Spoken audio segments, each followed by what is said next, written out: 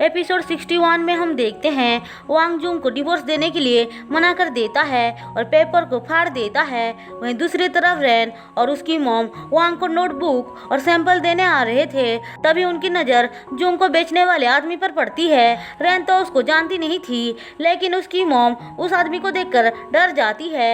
लेकिन वो आदमी ये बात बता देता है कि उसके कहने पर ही गोइन को उसने बेचा था। अब ये सारी बातें हेई सुन लेती है। वो आते ही रैन की मॉम को थप्पड़ मारकर बोलती है, तुम्हारी हिम्मत कैसे हुई मेरी बेटी को बेचने की। रैन की मॉम शॉक्ड होकर पूछती है, इसका मतलब तुम गोइन की मॉम हो। हेई का तो रो रो कर बुरा हालत हो जाती है। तभी जुंग आकर उसे संभालती है। रैन और उसकी मॉम मौका देकर वहाँ से भाग जाते हैं। अब जुंग चियोन को आकर बताती है कि रैन के पास नोटबुक और सोया सॉस का सैंपल है। चियोन कहती है, चिंता मत करो, वो फेक है और नोटबुक में जो लिखा है वो सिर्फ मैं ही समझ सकती हूँ, दूसरा कोई नहीं।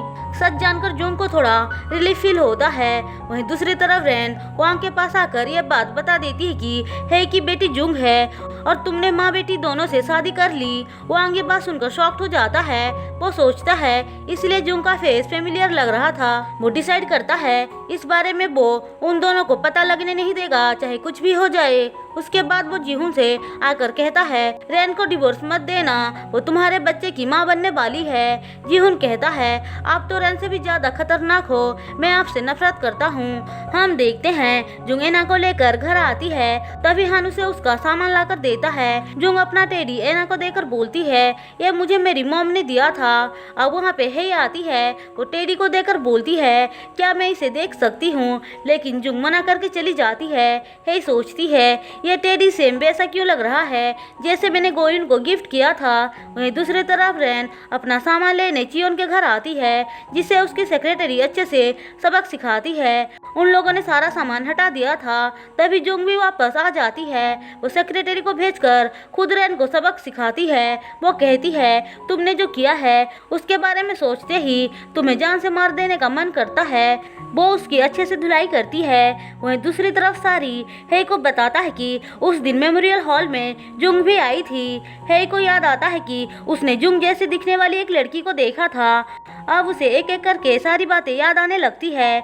उसको टेडी वाली बात भी याद आती है। उसे अब डाउट होने लग जाता है कि कहीं जुंग तो उसकी बेटी नहीं है। इसलिए वो हान को फोन करके जुंग के डैड का नाम पूछती है। हान जैसे ही सिन का नाम बताता है उसके होश उड़ जाते हैं। अब वो कंफर्म हो जाती है कि जुंग ही उसकी बेटी है। अब सिन शिफ्ट होकर हमें रैन को दिखाया जाता है। वो जीहुन के पास आकर बेबी का नाम लेकर इमोशनल ब्लैकमेल करती है ताकि वो उसको डिवोर्स ना दे। वहीं दूसरी तरफ हेई जुंग को देखने आई थी, लेकिन वो उसको ये सच बता नहीं पाती है कि वो उसकी मॉम है।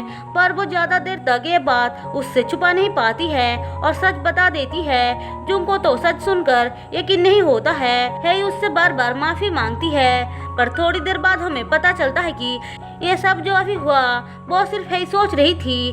वो बाहर आकर जुंग के साथ किए हुए मिसबिहेव के बारे में सोचकर बहुत रोती है।